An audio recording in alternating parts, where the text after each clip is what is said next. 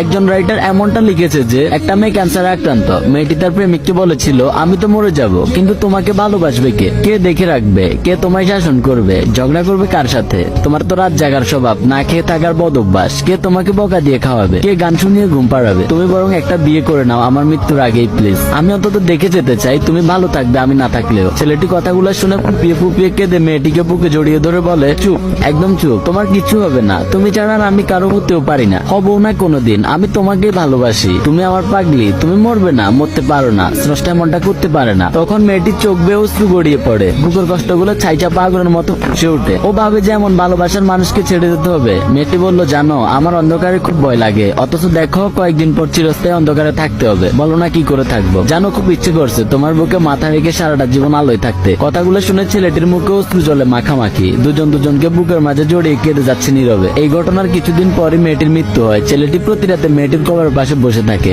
একের পর এক মোমবাতি জ্বালিয়ে মেয়েটির কবর আলোকিত করে। রাতে ছেলেটি ঘুমায় না, এই ভেবে যে তার প্রিয় মানুষটা অন্ধকার সহ্য করতে পারে না। ইদানিং ছেলেটিরও ক্যান্সার ধরা পড়েছে। খুব টেনশন আছে ছেলেটি। মৃত্যুর চিন্তায় না, ছেলেটি ভাবছে সে চলে গেলে তার প্রিয় মানুষটার কবরে মোমবাতির আলো জ্বালাবে কে? সে যে অন্ধকার খুব ভয় পায়। ভালো থাকুক, ভালোবাসাটাও পারে। আসলে যে যাই বলুক, ছেলেরা একটু বেশি ভালোবাসে। মন থেকেই বলি, পূর্ণতা পাক পৃথিবীর সকল ভালোবাসাগুলা। ভালো থাকবেন সবাই।